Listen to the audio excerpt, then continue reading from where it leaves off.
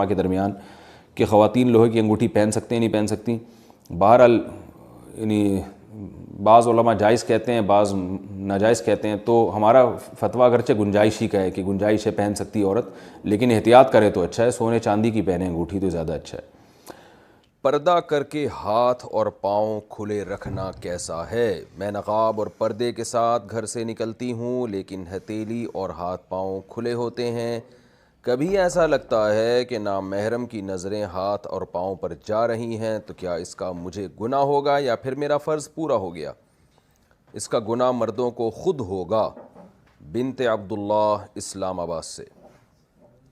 دیکھیے، عورت کے پردے کے مختلف درجات ہیں. سب سے اعلیٰ درجہ پردے کا یہ ہے جس کو شریعت سب سے زیادہ پسند کرتی ہے. وہ درجہ یہ ہے کہ عورت کا سر کے بال سے لے کے پاؤں کے ناخن تک جسم مکمل ڈھکا ہوا ہو. سب سے بہتر پردہ یہ ہے، اور یہ بالکل بے غبار صورت ہے، اور اس میں تقویٰ بھی زیادہ ہے، فتنے کا اندیشہ بھی کم ہے.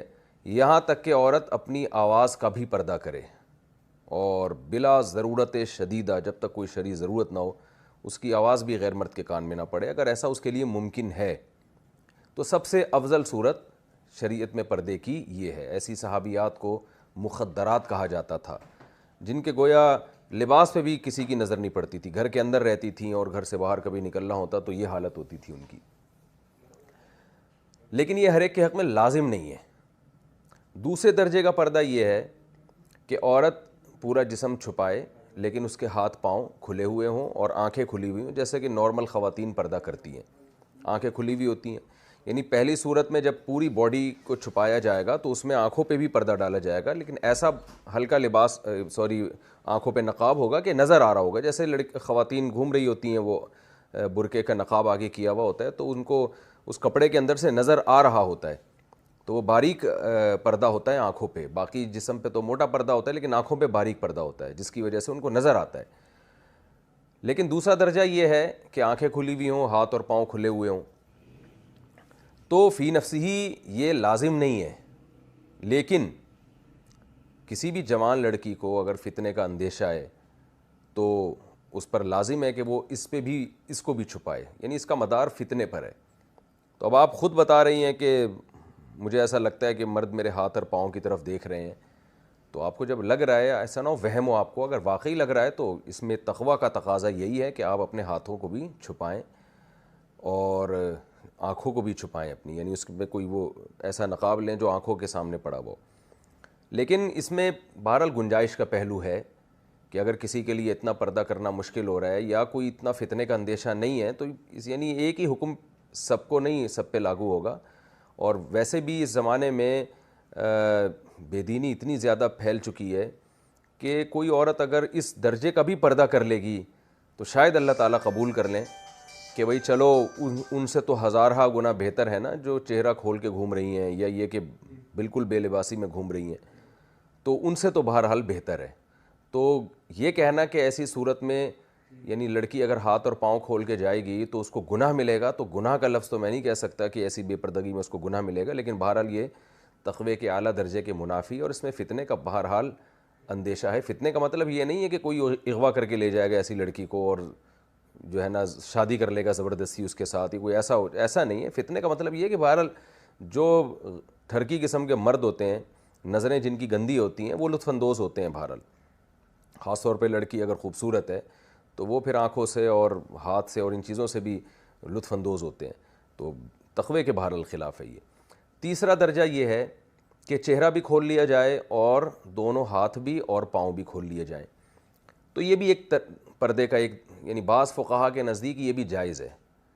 تو چہرے میں چونکہ فتنے کا اندیشہ بہت زیادہ ہے، اس لیے فتویٰ تو اسی پر دیا جاتا ہے کہ جوان عورت کے لیے چہرہ چھپانا بہرحال واجب ہے. تو فتویٰ اسی پر ہے. جتنے بھی آپ دارالافتاء ہیں، مفتیان کرام ہیں، ان سے اگر آپ فتویٰ لیں گے تو سب یہی فتویٰ دیں گے کہ جوان عورت، بوڑھی عورت مستثنیٰ ہے، جوان لڑکی کے لیے اس زمانے میں چہرہ چھپانا فرض ہے.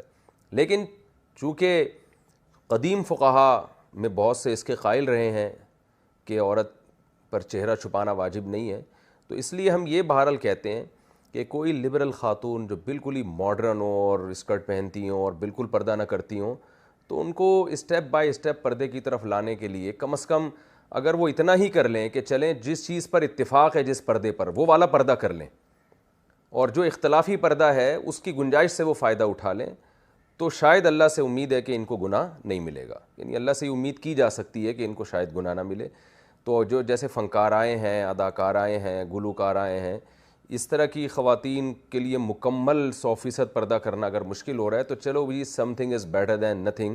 آپ چہرہ کھول لیں اور دونوں ہاتھ اور دونوں پاؤں کھول لیں اور اس گنجائش پر عمل کر لیں اس نیت کے ساتھ کہ شاید اللہ آگے چل کے اس سے بھی آگے کی توفیق دے دے. اس لیے میں ایسی خواتین کو بھی ملامت نہیں کرتا جو کم از کم اس درجے میں پردہ کر لیں زمانے کے حالات کو دیکھتے ہوئے. اور یہ ہے بھی اختلافی، کیونکہ بعض فقہا اس کے قائل ہیں کہ چہرے کا پردہ شرعاً واجب نہیں ہے، اگرچہ اس زمانے میں جو فقہا اس کے قائل ہیں انہی کے ماننے والے اس زمانے میں اس کے بھی قائل ہیں کہ فتنے کا اندیشہ ہے تو جوان عورت بہرحال پردہ کرے، لیکن گنجائش اختلاف کی وجہ سے کچھ تخفیف پیدا ہو جاتی ہے. تو فتویٰ تو اسی پر دیا جائے گا کہ جوان عورت بہرحال چہرہ چھپائے، لیکن اگر کوئی گنجائش سے فائدہ اٹھائے اور اس کے بارے میں یہ ڈر ہو کہ بھئی اگر اس کو زیادہ کا ہم نے مکلف بنایا تو یہ اس سے بھی جائے گی، یعنی آپ ایسا کریں نا کہ یعنی کہ اس کو آپ مکمل پابند کریں کہ جب تک سر کے بال سے لے کے پاؤں کے ناخن تک پردہ ہوگا نہیں تو اللہ قبول ہی نہیں کرے گا، تو ایسی صورت میں اس کا خطرہ ہوتا ہے وہ کہے پھر میں کر ہی نہیں رہی، بھائی مجھ سے نہیں ہوتا. تو ایسی گنجائش دی جا سکتی ہے ایسی خواتین کو کہ بھئی ٹھیک ہے آپ باقی جسم کو چھپا لیں، چہرہ اور دونوں ہاتھ کھول لیں. یہ گنجائش کی بات ہے، اصل فتویٰ یہ نہیں ہے. اور اس سے آگے کا جو معاملہ ہے وہ بالکل حرام ہے، سب فقہا کے نزدیک ناجائز ہے. مثال کے طور پر سر کے بال کھلے رکھنا عورت کے لیے، اور یا بلا ضرورت شدیدہ اپنی کلائیوں کو کھولنا. ضرورت شدیدہ کا مطلب جوائنٹ فیملی میں اگر رہتے ہیں اور کبھی خاتون کے برتن دھوتے ہوئے کلائی کھل جاتی ہے وہ تو ایک الگ بات ہے، اس میں بعض فقہا گنجائش، لیکن نارمل حالت میں عورت کے لیے کلائی کھولنا، پنڈلی کھولنا، مردوں کے سامنے سر کے بال کھولنا، یہ تمام فقہا کے نزدیک حرام ہے، ناجائز ہے. قرآن و سنت میں اس کی گنجائش کی ہمیں کوئی بھی صورت نہیں ملتی. تو اس لیے سب سے اعلیٰ درجے کا پردہ کیا ہے کہ عورت کا پورا جسم مکمل چھپا رہے، اور حتیٰ کہ وہ بلا ضرورت شدیدہ اپنی آواز بھی کسی کو نہ سنائے. دوسرے درجے کا پردہ یہ ہے کہ آنکھیں اور ہاتھ کھلے رہیں، اس کی بھی گنجائش ہے.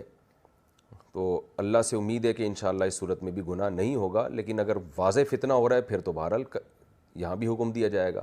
تیسرا درجہ یہ ہے کہ چہرہ اور دونوں ہاتھ اور دونوں پاؤں کھلے رہیں، باقی جسم چھپا رہے. یہ ان عورتوں کے لیے جو یعنی یہ some thing is better than nothing کے اصول پر اگر آپ عمل کریں تو یہ ان لوگوں کے لیے، ان خواتین کے لیے. اور اس سے نیچے کا جو بے پردگی ہے کہ سر کے بال کھلے ہوئے ہیں، گردن کھلی ہوئی ہے، کلائیاں کھلی ہوئی ہیں، پنڈلیاں کھلی ہوئی ہیں، یہ بالکل حرام ہے، اس کی اسلام میں کوئی گنجائش نہیں ہے.